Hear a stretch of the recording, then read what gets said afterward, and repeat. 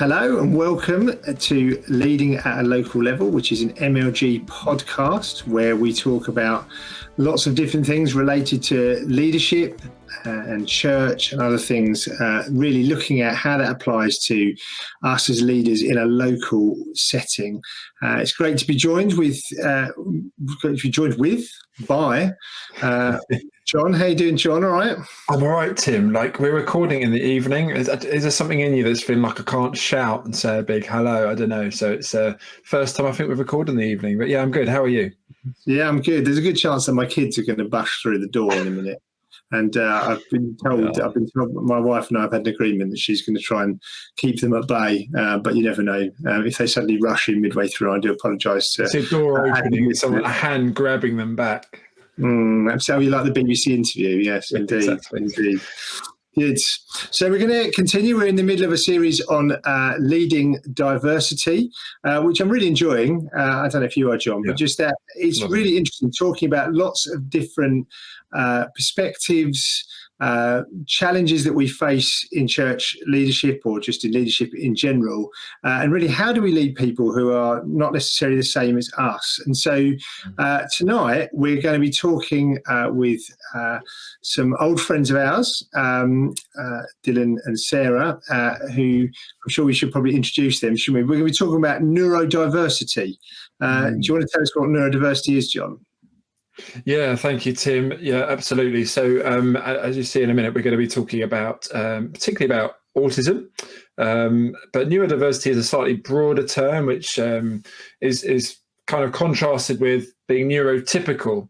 So somebody who's neurodiverse is typically seen in sort of lay language as someone who sees the world a bit differently in terms of their social interaction, their communication. It might be through restricted, repetitive kind of patterns of thought and behaviour. And obviously for some children and increasingly adults, they might be diagnosed as autistic. And we think that at least 1%, possibly up to 2% of the population would fit that criteria. We're learning more and more about it. That's what I do as part of my day job, is diagnosis of it, but we thought it'd be a bit boring just to speak about how to diagnose it. But it's something that is diagnosed, and that you may well have folk in your churches and workplaces and families who have a diagnosis of autism. But there can be those as well who don't reach the level of diagnosis, who still struggle with a variety of these things. And of course, we're aware in churches, and this is what's triggered us, isn't it, Tim, to do this episode? We're aware that in churches of families who come with children who are grappling with neurodiversity, so autism most commonly, sometimes ADHD and other conditions as well. They might struggle with the social setting, the noise, the social niceties, the need to fit in, all of those things that can happen in church. And increasingly also adults as well, who are saying actually that church can be a difficult place to be. As you're saying, we are so keen that church is a place where we can welcome people in all of their diversity, and not just tolerate people, but actually genuinely welcome people and embrace them in the life of the church. So yeah, I'm really excited about this, and that's a general sort of overview as we start. It's good. Should we bring in Dylan and Sarah? Hi guys. Sarah. Hi. Good evening.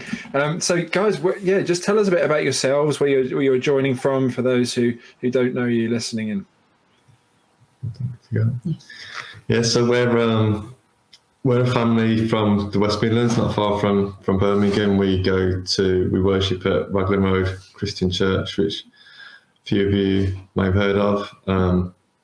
We've been going there a fair while. We've got 2 kids, 8 and 10, and they love going along with us. Our older 10-year-old Eben is diagnosed autistic, so I guess that's why we've been brought in to share a bit of our experience and give a slightly different perspective from a parent's side, I guess. Yeah. The main reason that we invited you to come on is because every other guest we've had is from the south. We need to have some more diverse representation from around the country. Although Sarah, really, let's be honest, you might sound like you're grumpy. because we all know that really you're South East Londoner like the rest of us. I am at heart, yeah. Yeah, might need to subtitle me later. Yeah. Guys, we're so grateful for you coming, and just the way you're going to be sharing, stuff about you as a family. So we really appreciate that. And I think we've been chatting in advance and saying, look, I think we're aware that your experience doesn't mean that that's the experience everybody has. It's your experience, and that there is a genuine diversity amongst children with autism, like very different presentations. So I think just to say as we do this, that we're not claiming that what your experience is the same as everyone else's experience, of course, and we're not giving medical advice or anything on this podcast. But it's just, I'm just really looking forward to chatting to kind of provoke some questions and how we can love people well. So, I mean, Sarah, do you just want to explain a little bit more? Dylan's just mentioned Eben, so tell us a bit about your story as a family. Well, it started for me quite early, really. I sort of recognised when he was about 18 months, really, that his social interaction wasn't, I don't like the word normal, but it wasn't what I was used to, having been a nanny and worked with children and young people most of my life. I recognised there was something just different. And I guess we sort of spoke about it a bit, and we weren't sure. He met all his milestones in terms of, like the NHS appointments and health visitors up to the age of 2. But then we noticed after that things started. He was more challenging, yeah. So it sounds awful, really, but we've been quite fortunate in getting Eben's diagnosis because a lot of people struggle. There's an awful long waiting list for even like a consultant's appointment, really, or even through a GP. But Eben basically started nursery, and we believe it was God, because the nursery teacher happened to be the head Senko of the school, and she was placed there for the exact amount of time Eben was in nursery. And without her being in that position, the ball would never have got rolling, because she noticed things with us communicating with her and herself. So yeah, we were very fortunate, really, weren't we, with the ball getting rolling quite early on. And to cut a long story short, Eben was diagnosed officially in reception, so he was 4. Okay. But he didn't get an EHCP until he was in year 2. So, and again, that's just because the process was quite long. Yeah, and just so EHCP is an educational healthcare plan. Yeah. Sorry. It's okay. Yeah, so no, it puts in place help at school, and it's funded, so it's secure help rather than just as and when the school can give it. So it's a duty of care sort of thing, isn't it? So yeah. Right. Yeah, thank you. Yeah, Dylan, how did you feel around that time? With that process of him being diagnosed. It's a bit twofold, because I was obviously open to accept him for who he was, but I didn't want to kind of push it too hard, because I don't know, it's difficult as a parent when you don't know, it's your first child and you don't necessarily know what's typical from that intense perspective. So I think we were really fortunate. We had a few key people who were able to give us really good health advice from an early stage, and I think that helped us as parents digest it quite well, because I think even before the nursery, he'd failed his hearing test multiple times, because the social thing of reacting to a sound, he just wasn't interested in it. So there just happened to be a consultant on the day I took him for his hearing test who said, you might want to get this checked out, have a read of this. And I had a pamphlet in my hand about autism years before he was ever diagnosed. So I think we were very, very fortunate in that respect. Yeah. But yeah, we were happy to accept him for who he was and take the challenges head on. And I think that's key. For us. It was key, just accepting him and whatever came of the diagnosis, whether it was autism or just any other needs, really, because I think in accepting it as his parents, you're then open to help, and that's key from an early age. The earlier you get support, I think really helps. And it's not putting any pressure on him either we're not trying to force him to be something that he's not. We're sort of like a bit, obviously he has to have boundaries and borders, but we're not trying to force him to be anything he can't be, he shouldn't be. Yeah. How did you guys find it on a personal level? Because I think one of the, you talk about leading diversity, one of the challenges is, as a leader, is to recognise that not half the battle, I say, maybe a bad way of phrasing it, but the challenge is often recognising that for the parents, there's an awful lot of like additional challenge that just comes for them, just like emotionally having a child that you thought was going to be atypical and is not. How did you guys kind of deal with that? What would you, I suppose, what advice would you give to people that are potentially might think that their own children have got kind of autism or are not neurotypical? It's really difficult because it's such a wide field. There's no kind of one size fits all approach for your child will do this and then they'll do that and they'll turn out like this. So I guess for myself, just in terms of expectations, that's all kind of like blown out the window. It kind of takes the pressure off. I don't know, we all have these pipe dreams, don't we, that our kids are going to be great at this and they're going to be the best at that and they're going to fly through this and they're going to have the best of me and the best of Sarah and they'll fly through the world. I don't know, I guess it kind of, maybe it's just me, maybe I'm just a bit heavy. That's true, you're right, absolutely, yeah, totally, yeah. For me, it kind of took away a lot of those expectations and in terms of, I didn't want to put any pressure on him to be anything. It's just, I don't know. Does that make any sense at all? It does. Yeah, it does, absolutely. I mean, I'm just coming back to your story in just a moment, but you mentioned about how you felt fortunate and that God put people in the way. You've probably interacted with a lot of other parents with children with autism, and it sounds like some people's experience can be rather different. Can be quite stressful. What have you seen? What stories have you heard? Just to help us have a bit of an insight into what it might be like for some families getting that diagnosis, awaiting it. Yeah, I think going back to us being fortunate, I think the school we ended up sending Eben to was, again, the right school for him in terms of, they've supported him before diagnosis as well. Yeah. I have heard of other schools that just won't do anything particularly helpful until there's an official diagnosis. Some Senkos can be, I think a lot of it is based on funding, though. I think the schools are very limited with budgets and stuff. So I think that can be a big cog, to be honest. If they haven't got the money, then they're just not going to be able to help. Yeah. I've had a couple of friends who themselves have just struggled with the diagnosis, really, or the thought of having a diagnosis, and have sort of shied away from it rather than deal with it as well. But yeah, I just think that autism at the moment is probably a lot more accepting.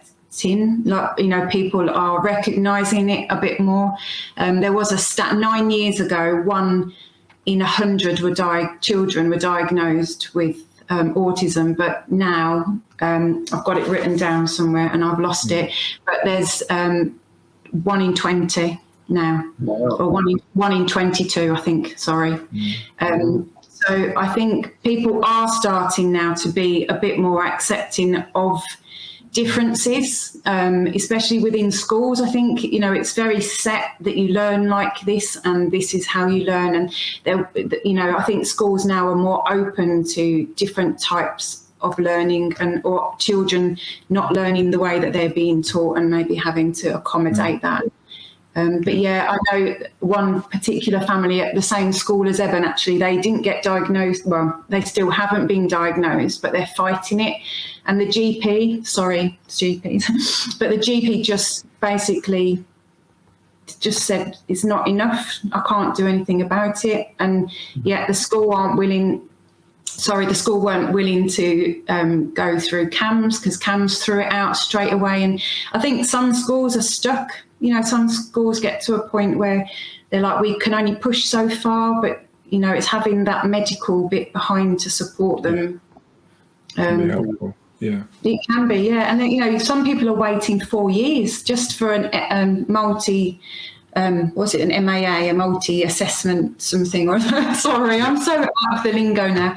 They're waiting up to 4 years just to get one of those, and they're halfway through school then, aren't they? So no, there's a lot of stresses, and part of my day job is there's also some diagnosis and these multidisciplinary sort of sessions. And one thing I've just noted, and I think is helpful probably if you're in church leadership and there are people who are struggling through this process, it can be a very stressful time, very uncertain time. Am I going to get the support for my child? Is the school going to step up? Will the EHCP provide enough support?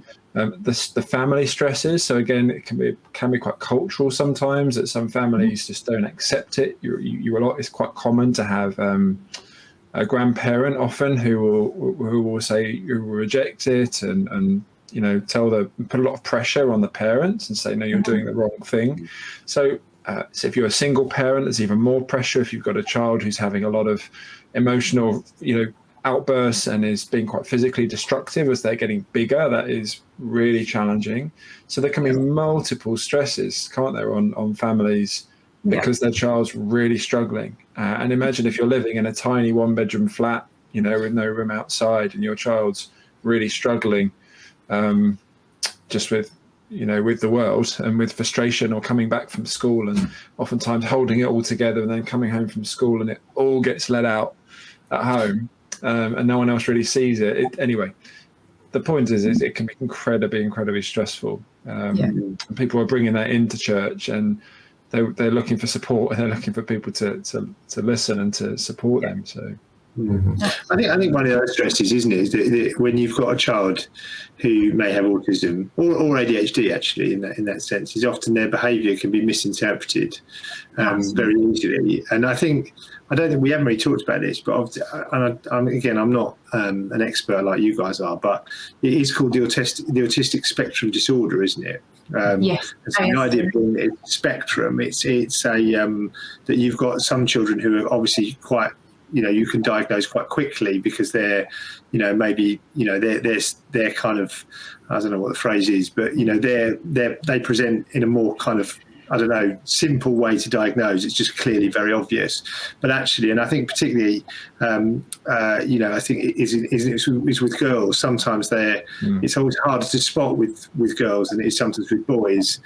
Boys love to line up their trains relentlessly and things like that. And and stuff like that. And so, it can be really difficult, I think, as a parent, I think, and as a church leader, to recognise sometimes, looking at, my wife and I will often do this, with children. It's like, and it's sometimes difficult to unpick, isn't it, the difference between poor behaviour, because you can still be autistic and poorly behaved, and actually that which is say autism, which in a sense, and I think sometimes some of the parents that we've talked to can feel incredible pressure, peer pressure from their friends or church leaders, etc. Because basically your child's poorly behaved, but they're like, actually there's other stuff going on. I mean, did you have any of those kind of experiences? I mean, can I just say, by the way, Eben is a. I mean, again, Eben comes to our church periodically from time to time when you're down visiting, and he is a very well-behaved boy in church, incredibly well-behaved, and so he's not like that. But did you have those kind of experiences as a parent? Where you think, oh, people are judging his behaviour and misunderstanding it. I think for myself, it was more.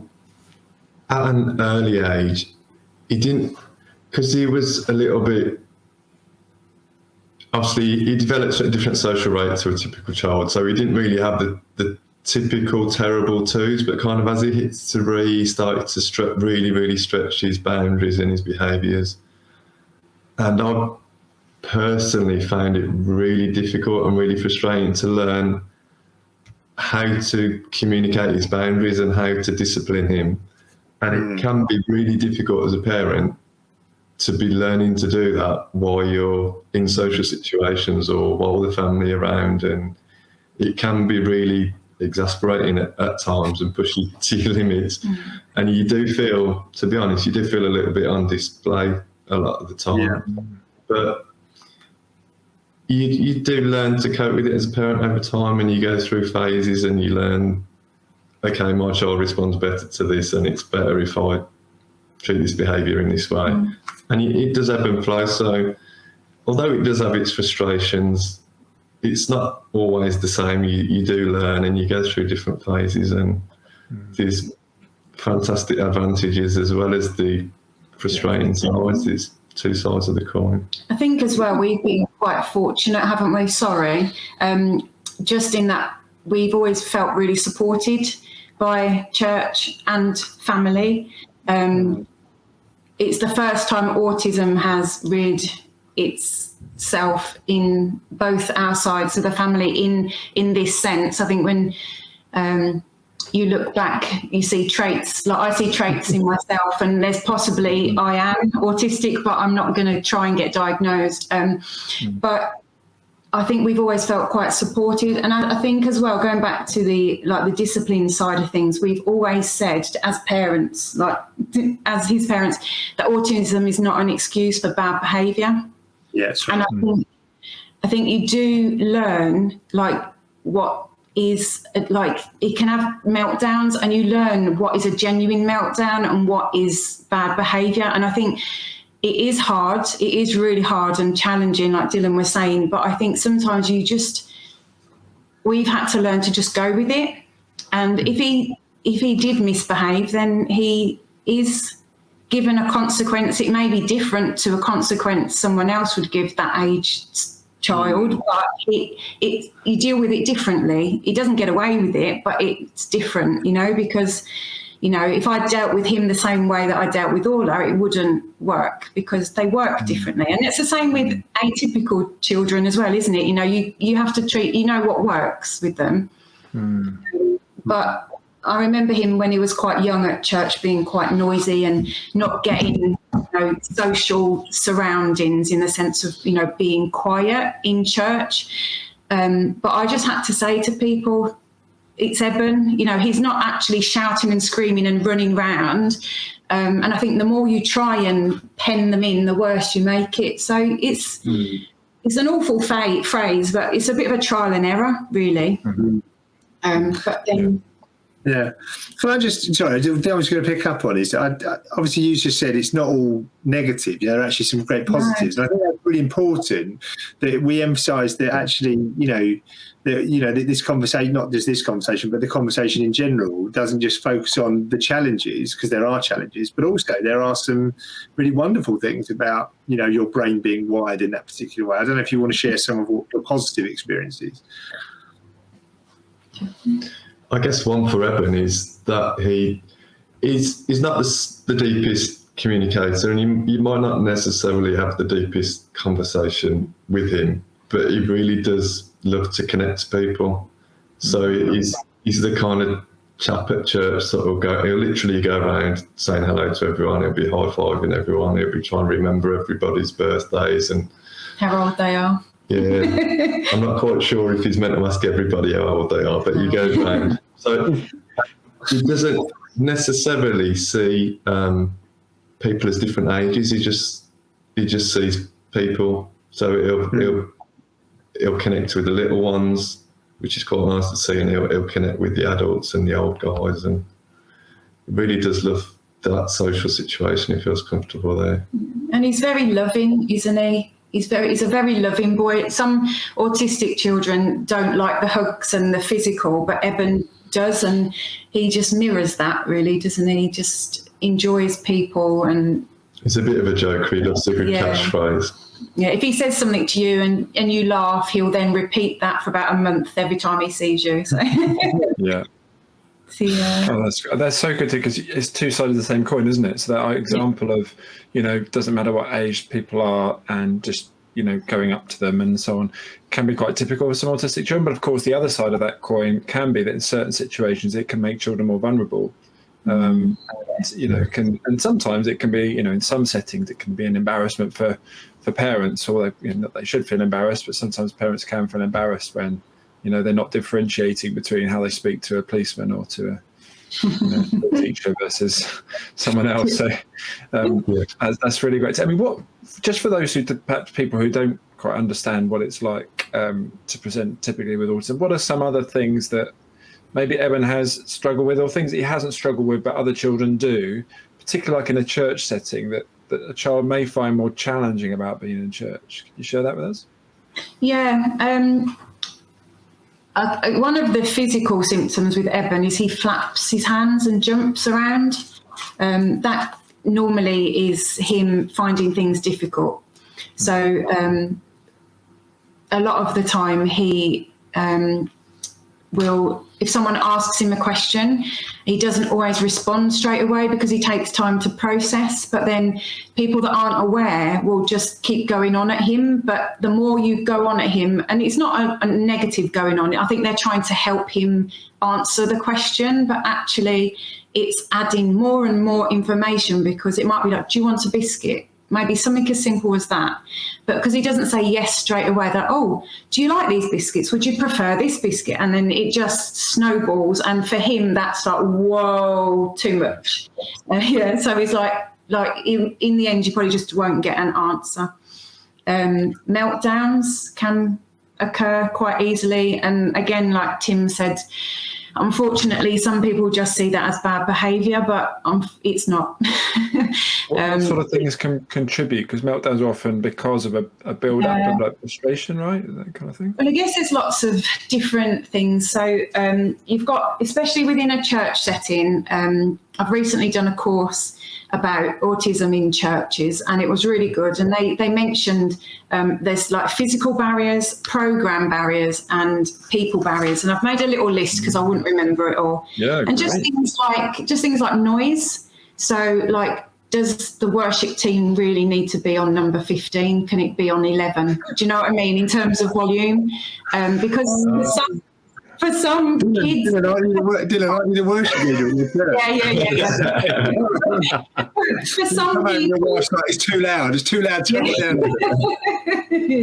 But for some people, that noise is just too much. And like even as adults, sometimes like we get in the car of a morning and the radio comes on really loud, but we had it on that loud that evening. But actually, our senses are just different at different times, aren't they?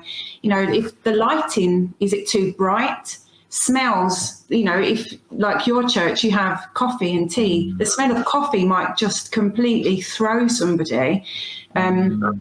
Program barriers are things like unexpected change. So like, if like the speaker changes last minute, as an autistic person, they might really struggle with last minute change. That can throw them. They might just have to go home, because they can't cope with that change. Like uncertainty of what's happening next, maybe. I know with Eben in our Sunday school, for him, they have a visual timetable. So he knows what's happening within Sunday school. And you will correct. Say that again, Tim, sorry. Okay, explain what that is, because I think that's actually quite. It's a simple win, isn't it, for churches? A visual timetable. It's basically a picture with a word underneath. So, like in Sunday school, the first thing they do is they will have a snack. So there's a picture of a child with a biscuit, and underneath it says snack, and then they might sing next, and there's a picture of like music notes and then the word sing, and basically you put in order what you're doing in Sunday school, and then sometimes you just leave it up, but Eben will go and take down once they've done that particular thing, because he knows it's done, and then he can see how close he is to being picked up, because the last one says goodbye and it's somebody waving. So it just helps even non-autistic children might get from that, because they're like, oh, phew, it's nearly over, you know. We could almost do with one sometimes, I think, in the preacher. Do one for the preacher as well, actually, couldn't we? Absolutely.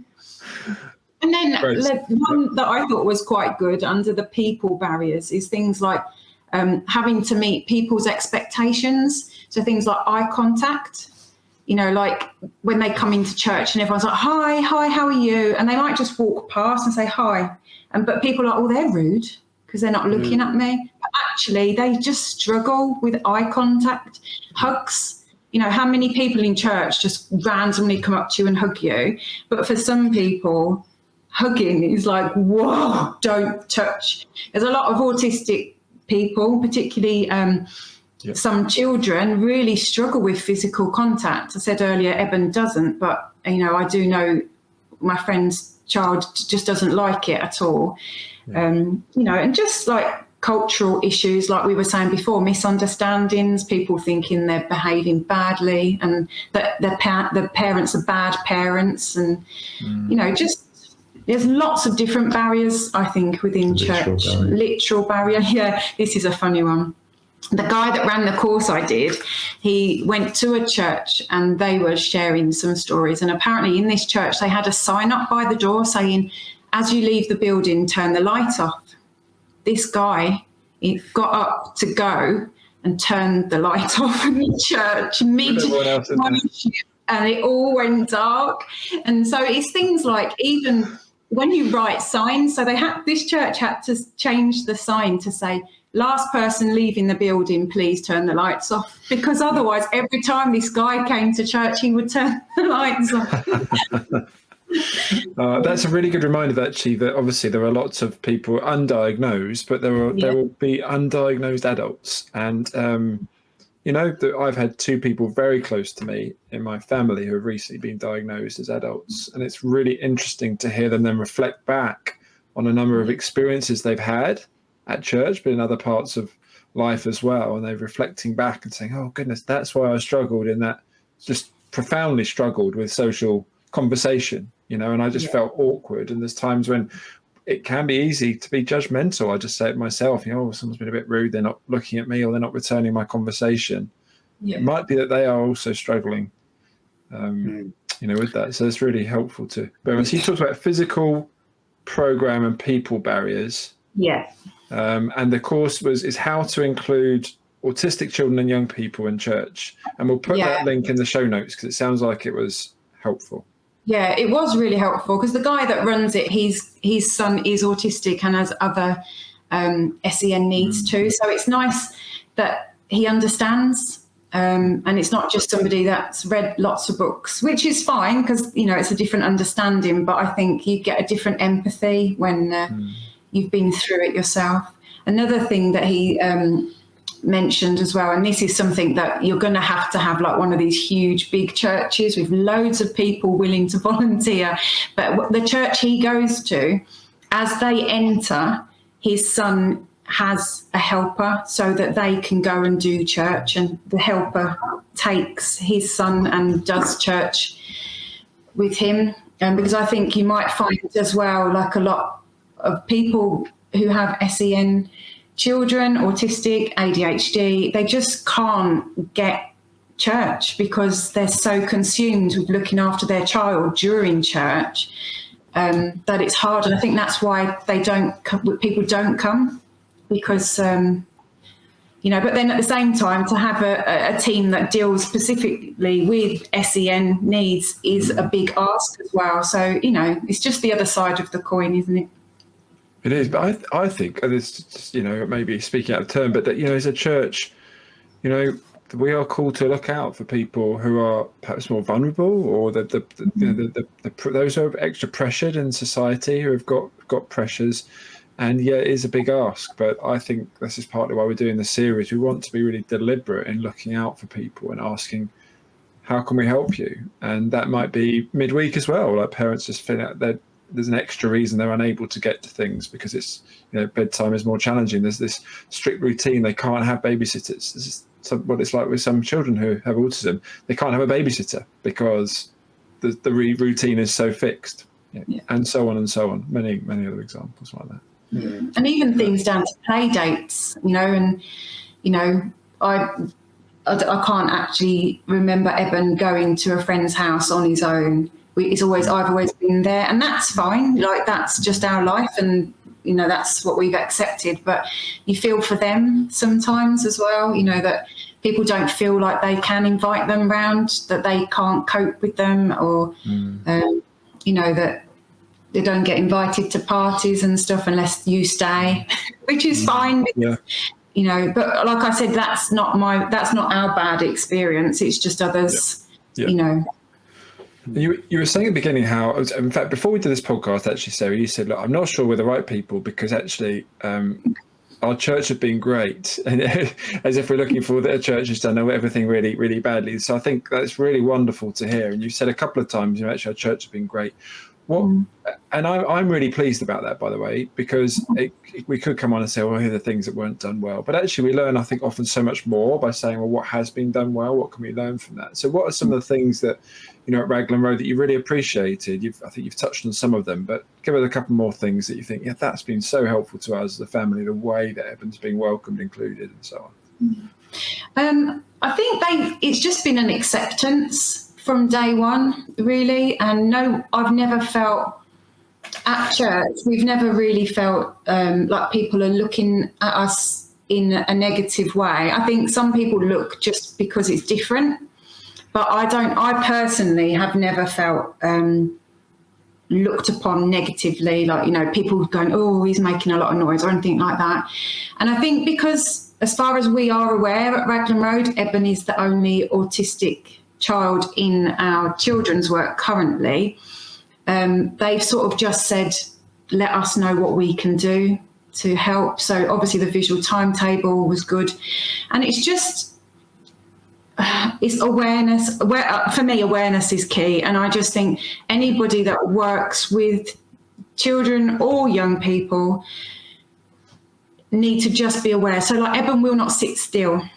And some people would be like, right, Eben, sit still, please. We're trying to tell a story. But he won't. You can tell him, he won't get off the chair, but he will fidget and his hands will go. And I guess if you're trying to lead a story or something in Sunday school, it can be distracting, but you've got to see through that, because that's not going to change, is it? He did get a little bit of extra help early on in Sunday school. Basically to stop him escaping. Because he used to try to escape the room, which he managed once. But that was really helpful when you got extra space there. I think generally there's just there's not that expectation for him to be normal. People are happy for him to be Eben, who he is. Sometimes as a church and as leaders, we have to accept that sometimes normal isn't necessarily what we always get, and we have to be a little bit open to think why we do things, and is it necessary to do things in the normal way? Because we've been quite open and honest about it, people have accepted him. So when he's up at the front dancing like a lunatic, not doing the actions properly, it's fine. And when the song finished and he's still dancing, it's a bit of a problem. People are just happy to accept him for who he is. Yeah, that's lovely. And we're not particularly embarrassed by who he is, and I don't think anyone else is.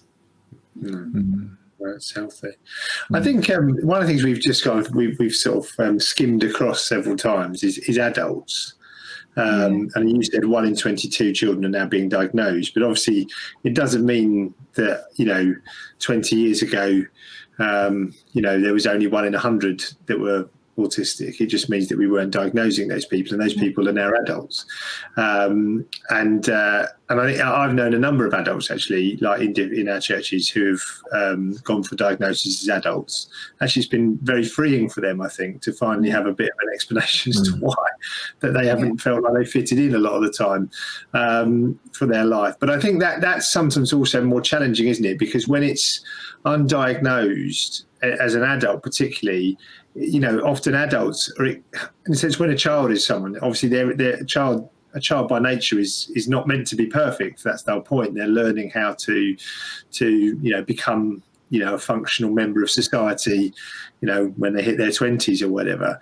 But when you're in their 40s, and they're socially inappropriate, and it is difficult, because I think for some people, and this is the difficulty with autism, is it isn't necessarily always very obvious, is it? And that's what's so hard.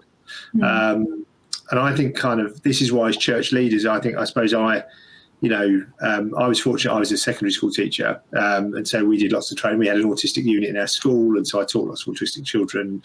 My wife's a speech therapist who specialises primarily in autism, which has helped me personally spot traits in people, in adults. And that's actually been quite helpful, because often things that I've found quite frustrating, when my wife said, yes, but I think that's probably because that's probably an autistic trait. They're probably not being rude.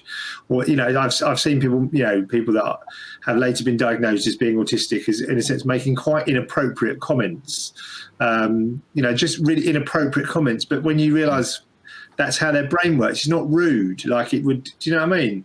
And I just think it's something that, as a church leader, I think we've got to get more aware of, essentially the autism and what the traits are, partly so we can potentially spot it in some older adults that maybe haven't yet been diagnosed, because it's, I don't know, just aware that it's a big issue in adults as well, really. There wasn't a question at the end, that was just a statement. Oh, that's great. I mean, as we sort of, I guess, come to an end, really, we've mentioned quite a few things there, and you mentioned acceptance and understand. It sounds like, deep relationship, trust, people walking alongside you and accepting Eben for who he is, and for you as a family for who you are. It's absolutely key. You mentioned something very practical, like the visual timetables. Is there anything else that, as church leaders particularly, that you'd think that has been really helpful to us, and that might be helpful for others of us to think about in our churches? It's quite a difficult one, isn't it? Because I think we've obviously almost just gone with the flow, and as things have come up, mentioned it, but Eben doesn't seem to struggle so much with like the physical side of things, like noise and lighting and stuff like that. So his struggles tend to be more routine, and like I was saying before about last minute changes, or if anything, talking at him too much. But I guess I'm just going to repeat myself, I guess, really, but it's just awareness, and not being judgmental. And like Tim was saying, maybe training so that you can spot things in people, because I'm a very literal person, and I know you guys have known me in the past, and I say what I think sometimes, and it comes out rude, but I don't always, not so much now. I've learned, being a bit more mature. I've learned that sometimes you don't say it out loud straight away as soon as it comes in your head. But actually, it's not excusing bad behaviour, because like we said before, there is no excuse for bad behaviour, but actually understanding that maybe it wasn't meant in that way. Yeah. But still saying, do you realise what you said might have come across? And I guess it's just support. I think support for families, I think we've had it. So like, I can't say, we really needed it. But I think if people feel supported, they'll come. And if they feel like the church has made an effort to be aware and maybe have a bit of training to understand, I think they'll feel happier coming, because they'll feel like you're making an effort as well to understand the situation. And just like you said, John, offering to do simple things that maybe give the parents a bit of time out, I know you were saying about the babysitting is hard. We've never really left Eben with anyone except family. And we're quite fortunate. We have family here and in London. So wherever we go, we do have that support. But some, like you say, the single parents, they're going to be shattered. And some of the challenges is mentally tiring. It's not just all physical, is it? So I think support and awareness is a really key for me as a church, really, just to show that you're there for them, to support them, and that you're learning about their hard times, you know. The other thing I would add as leaders of churches or Sunday schools or departments, whatever, is just keep the lines of communication open. You're not under pressure to know everything. You're not under pressure to be an expert. We can't know everything about everything. So for our situation, if the church leaders come to us and say, look, we don't quite understand everything to do with this and what's happening, and they've been quite open to ask us, well, what do you need? What are your struggles? Yeah. How can we help you out? You're not expected to provide all the answers and cater for all the possibilities. You just deal with the people who are in your church and just be open and honest with them, talk to them. Fantastic. Oh, that's brilliant. Thanks so much, guys. Tim, is there anything you want to add? I mean, I know you've sort of, in terms of visiting other churches and seeing, you know, the other situations, anything you would add, Tim, from your experience? Yeah, I think I would say that as a general rule, I think churches have actually got to do a lot more work in this area, and that's not a criticism. That's just, I think, you know, people are becoming more aware, which is good. But I think we need to work hard. And one of the things that we've done at our church is we have a form, like it's an online form, and parents can fill it in. And they can identify what their needs of their child are, because it's not just autism. We've got children in our who have got church who've got ADHD, others that are in like behavioural units, which some of that is autism, but there's other things as well. And so what we then do is we then have a couple of people, one who's an ex-head teacher, and the other is Helen, my wife, and like they're kind of essentially like almost they've got a good understanding of special needs. And so what we're trying to do is sort of essentially cater for each of those individual children. But part of the challenge in that is that you cannot necessarily, and this is where it is difficult, you can't necessarily you cannot make your church absolutely tailored to every single need that every single individual has. It's just not possible to do that. And so I think that's sometimes where the difficulty lies, particularly with children. If you've got, and I do have a lot of sympathy for parents, but also sympathy for church leaders, because you can't necessarily, if a child's got particular issues or an adult's got particular issues, you cannot accommodate for every single one of those. But I think, having that, like Dylan was saying, having that conversation and making it possible for people to have that conversation. If you think you have needs that are specific, please come and talk to us, even if you haven't got a diagnosis. It's like, do you know what I mean? I think we need to be more open about it, and I think we just think harder about it, I guess. And it's good that these courses are there, isn't it? So. Yeah, absolutely, guys. I think we're out of time. Thank you so much for joining us, Dylan and Sarah. We just really appreciate your time and sharing with us your story and as a family. So thank you. Look forward to chatting again soon. And I think, Tim, I just think it's been great just as we kind of, think about this whole series about just wanting to welcome people into church. I think so many of the things there that we just discussed are applicable across all sorts of other areas as well. Actually, just listening well, welcoming people, genuinely being interested in people, understanding how we can understand people's stories better, not just make assumptions. There's so many things that cover across all our other topics as well, aren't there? Absolutely. Yeah, brilliant. Absolutely. Yeah, well, thank you so much, Dylan and Sarah. And it's been great to be able to talk to you. And I'm sure if you've got any follow-up questions, you're welcome to write them in the chat. I know that after some of the podcasts we do, people get in touch with us on our emails and stuff like that. So I'm sure if you've got specific questions, you can ask myself and John, and we can always pass them on to Dylan and Sarah if they're specific to them. But thank you so much, guys. Thank you for all of you that have been listening. And absolutely, we look forward to, being with you again at some point, and we can get Dylan and Sarah back on and talk some more about this at some point. But anyway, so thanks for listening, everybody who's listening in. Thanks for being with us, Dylan and Sarah, and thanks, John, and we'll see you all next time. See you soon. Bye.